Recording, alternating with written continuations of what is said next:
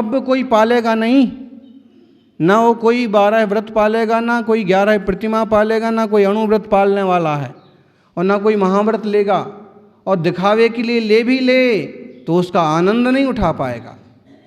इसलिए भव्य जणबोहणत्थम जिणमग्गे जिणवरे ही जह भणियम नाणमणान सरोबम अपाड़म तम बियाणे ही। जिन मार्ग में जिन भगवान ने भव्य जीवों के संबोधन के लिए जैसा ज्ञान और ज्ञान का स्वरूप कहा है, वह ज्ञान स्वरूप आत्मा है।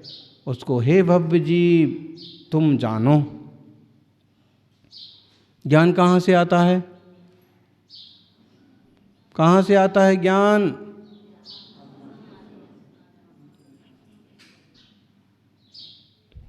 अपने भीतर से आता है, आत्मा से आता है। टीवी से, मोबाइल से, किताबों से वो निमित्त हैं। वास्तव में आप में समझ हो तो उसको कुछ समझें, और नहीं तो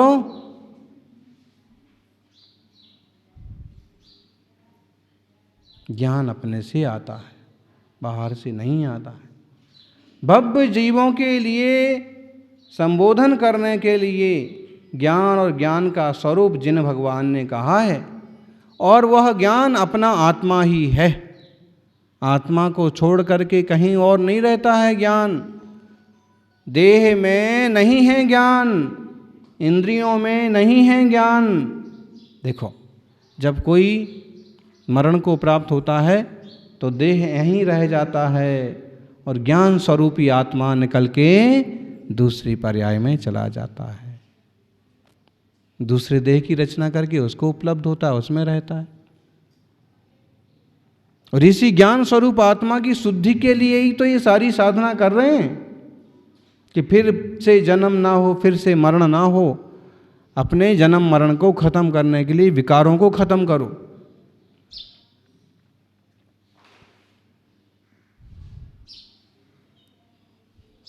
कैसी है ज्ञान की स्थिति? आप ज्ञानी हैं, ये कैसे प्रकट होगा? देखें, अपन तो चारित्र पाहुड़ में कहा है, जीवा जीव विभक्ति जो जानी सो हवे सन्नाणी रायादि दोष रहियो जिन शासने मुख मगोती। सामान्यतः ज्ञान सब में है, चिड़िया में भी ज्ञान है। देखो, वो तिनके तिनके लाला करके उसने अपना घर बना लिया, और वहाँ पर इतना सारा घास इकट्ठा कर लिया कि एक गाय का नाश्ता हो जाएगा। चिड़िया ने भी अपना घर बना लिया। ज्ञान तो उसे भी है, कुत्ते को भी ज्ञान है, गाय को भी ज्ञान है, ज्ञान सबको है।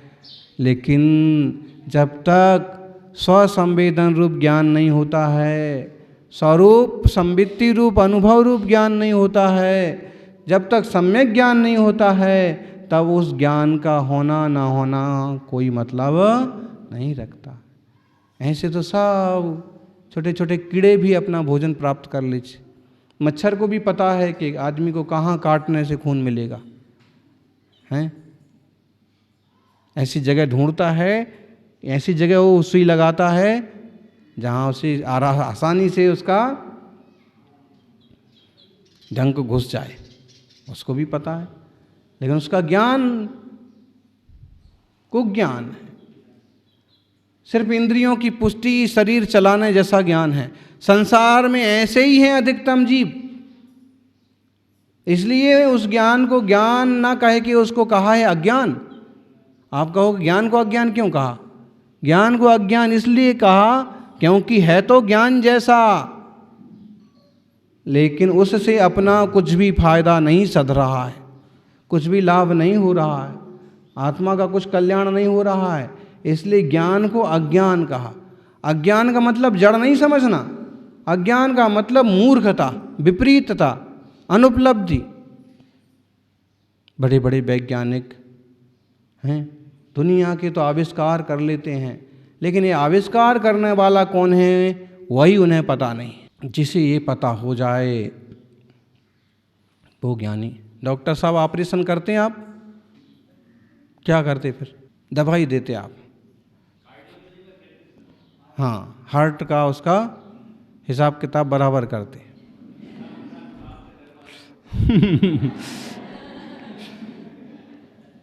तो जो फिजिशियन डॉक्टर्स हैं, जो ऑपरेशन करते हैं, सर्जन हैं, तो वो सर्जन भी अगर शरीर को काट भी देते हैं यहाँ से यहाँ तक, उसका ऑपरेशन भी करते हैं, तो ऑपरेशन करते करते भी उनको कोई आत्मा दिखता है? नहीं दिखता है।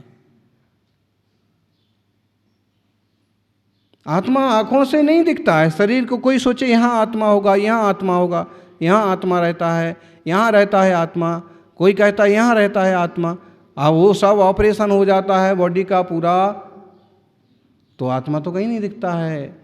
वास्तव में वह अमूर्त है, ज्ञान स्वभावी है, ज्ञान ही आत्मा है। और जब चेतना खत्म हो जाती है तो समझ में आता है कि अब इसमें जीव नहीं रहा। और ये सब करने के बाद भी वो डॉक्टर्स का हो और साइंटिस्ट का हो, उस बात पर पूरा पूरा भरोसा नहीं कर पाता है कि ये आत्मा था और अब इसमें आत्मा नहीं रहा, इसका मतलब आत्मा कोई अलग चीज़ है और देह कोई अलग चीज़ है। ये सब किए बिना भगवान महावीर स्वामी ने अपने केवल ज्ञान के बल पर बताया कि आत्मा अलग है और देह जीवाजीव विभक्ति, जीव अलग चीज है और अजीव अलग चीज है। ये जो है ना, ये सब जड़ है और अपन चेतन है। देह भी जड़ है, आत्मा चैतन्यमय है। ऐसा जो जानता है, अनुभव करता है, देह आदि वस्तुओं का मोह छोड़ता है, राग आदि दोष का त्याग करता है, उसे ही जिन शासन में मोक्ष मार्ग कहा गया है। तभी तो ऐसे दिगंबरत्व की, केसलौंच की, अहिंसा की परम साधना होती है। नहीं तो ऐसे मूढ़ लोग पड़े हैं कि वो कहते हैं अहिंसा अव्यवहारिक है। लोक व्यवहार में तो अहिंसा, सत्य, अचौर्य, ब्रह्मचर्य, अपरिग्रह, ये सब चीज़ें हो ही नहीं सकती। नहीं होंगी। जिनका दीर्घ संसार है, जिनका गहन अज्ञान है, उनको कोई भी चीज़ नहीं हो सकती। लेकिन जिनका संसार भाव नष्ट हो गया है, उनके जीवन में 5 महाव्रत घटेंगे, परम अहिंसा होगी, परम ब्रह्मचर्य होगा, क्योंकि वो आत्मा का स्वभाव है। जो और लोग व्याख्या कर रहे हैं वो सब संसारी जनों के विभाव परिणाम हैं, उनकी मूर्खता है और सामान्य लोग मूर्खता का पक्ष ले रहे हैं और महावीर स्वामी ज्ञान स्वभाव का पक्ष ले रहे हैं। बातें सब उन्होंने बताई कि सत्य क्या और असत्य क्या, जड़ क्या और चेतन क्या, स्वभाव क्या और विभाव क्या। फिर पक्ष लिया कि स्वभाव की दृष्टि करो, स्वरूप को जानो, स्वरूप में रमो जमो, वासना में और कसायों में नहीं। विषय वासना की सरिता का गहन सलल मुझ पर छाया, पी पी पर विषयों की मतरा, मुझ में पागलपन आया। ये पागलपन तो चल ही रहा है, लेकिन जब ज्ञान हो तो ये पागलपन का दौर खत्म हो जाता है, टूट जाता है। और ज्ञान का मतलब किताबी ज्ञान नहीं, टेक्नोलॉजी का ज्ञान नहीं। ज्ञान का मतलब है स्वसंवित्ति रूप, सहज शांति रूप, स्वयं की दशा का अनुभव होना। दुनिया की चीज़ों की उपलब्धि का ख्याल तो बहुत लोगों को है, सिर्फ अपनी ही उपस्थिति का ख्याल नहीं है। या तो अपने को देह रूप उपस्थित मानता है, या इंद्रिय रूप मानता है, या डॉक्टर रूप, पद रूप, प्रतिष्ठा रूप मानता है, लेकिन अपने को स्वभाव रूप उपस्थित कहाँ मानता है? कौन मानता है? बोलो। थोड़े से भाग्यवान जीव होंगे, वरना क्षुल्लक जी अपने को क्षुल्लक ही मान के बैठे हैं। माता जी अपने को माता जी मान के बैठी हैं, दादी दादी और दादा, जबकि ये सब पर्याय है। मैं तो चैतन्य घन आत्मा हूँ, ऐसी दृष्टि हो तो मोक्ष मार्ग बनता। वास्तव में दर्शन ज्ञान चारित्र को परम श्रद्धा से जानो, वो स्वभाव। दर्शन नाण चरितम तिन्नि विजाणे है परम श्रद्धाए, जम जानियूण जोई ऐरेण लहंति निब्बाणम। सम्यक दर्शन ज्ञान चारित्राणि मोक्ष मार्ग। ये मार्ग कहाँ पर बना हुआ है, कहाँ मिलेगा? हैं? अपने में। दर्शन ज्ञान चारित्र, सम्यक दर्शन ज्ञान चारित्र तो स्वभाव है, ये जड़ में थोड़ी मिलेगा। ये तो चेतना की गुण है, चैतन्यमय है। इसलिए दर्शनान चरितम, दर्शन ज्ञान चारित्र को, तीनों को भी परम श्रद्धा से जानो, समझो, मानो। क्यों? जम जानियूण जोई ऐरेण लहंति निब्बाणम। इन तीनों को अच्छी तरह से जान करके, अच्छी तरह से समझ करके योगी शीघ्र ही निर्वाण को पाता है। योगी क्यों पाता है, भोगी क्यों नहीं पाता है? बोलो बोल, बोलो ज्ञानी। क्योंकि भोगी का उपयोग भंगित है, बाहर है, बटा हुआ है, उसकी दृष्टि भोग पर है। वह चैतन्यमय आत्मा है, जबकि वो समझता है कि पदार्थों से आनंद मिलेगा, भोग करने से आनंद मिलेगा। इसलिए भोगी का दृष्टिकोण बाहर का है, इसलिए बाहरी दृष्टिकोण वाला व्यक्ति निर्वाण नहीं पाता। जब उसने स्वयं को समझा और पकड़ा नहीं है, तो स्वयं की वस्तु उपलब्ध कैसे होगी? योगी तो वह है जो मन वचन काय रूप योगों के अतीत परम अयोग दशा में अपने आप को जोड़ता है। चूंकि योग को भी आत्मा का गुण कहा है, मन गुप्ती वचन गुप्ती रूप काय गुप्ती रूप दशा के बल पर स्वयं में अपने आप को, अपने में अपने को जोड़ना, ये योगी। और ऐसा योगी सम्यक दर्शन, सम्यक ज्ञान, सम्यक चारित्र को प्राप्त करके, उपलब्ध करके मोक्ष मार्ग को उपलब्ध होता है, निर्वाण को जाता है। बड़े अजब गजब शब्द हैं, मोक्ष मार्ग, रत्नत्रय, निर्वाण। निर्वाण का मतलब होता है सब प्रकार के बाण से रहित हो जाना। बाण का मतलब होता है दुख देने वाले, पीड़ा देने वाले तीर। और ऐसे कर्म हैं, उन कर्मों से, मिथ्या दर्शन, मिथ्या ज्ञान, मिथ्या चारित्र से रहित हो जाना और स्वस्वरूप रत्नत्रय को उपलब्ध हो जाना, तो यही निर्वाण है, यही मोक्ष मार्ग है।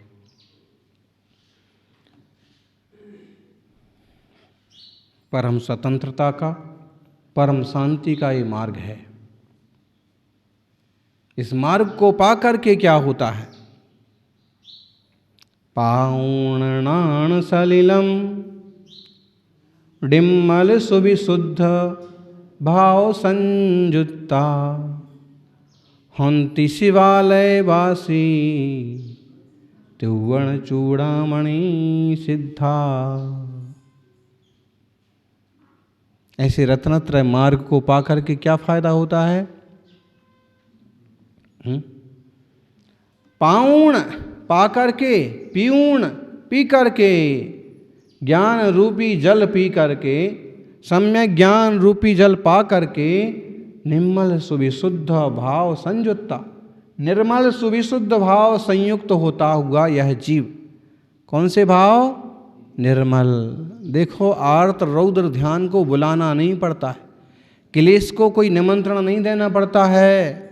क्लेश तो यूं आ जाता है, जरा सी कोई घटना घटी कि क्लेश जरा सी कोई घटना घटी कि अपने के बिछुड़ने का दुख, खोटे लोगों के मिलने का दुख, बीमारी का दुख, और अभी तो डर का ही जैसे माहौल है, कोरोना का डर। ऐसा घर से बाहर नहीं निकल वरना कोरोना आ जाएगा। हो गया ना। सबसे बड़ा कुछ माहौल भी वैसा है, कुछ स्थितियां भी वैसी हैं, कुछ सच्चाई भी है और कुछ भ्रम है, लेकिन फिर भी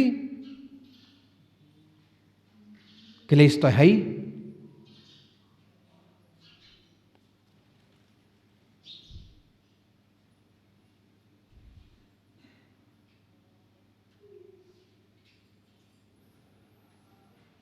तो क्लेश होना बहुत आसान है, विशुद्धि होना थोड़ा कठिन काम है। क्लेश के लिए तो जरा सा एक शब्द बोल दो, जरा सा मुंह बना दो, जरा सा असम्मान प्रकट कर दो तो अभिहाल क्लेश ही क्लेश हो जाए। विशुद्धि के लिए बड़ा पुरुषार्थ करना पड़ता है, निर्मलता बनी रहे, शांति बनी रहे, भावों में उठापटक ना हो।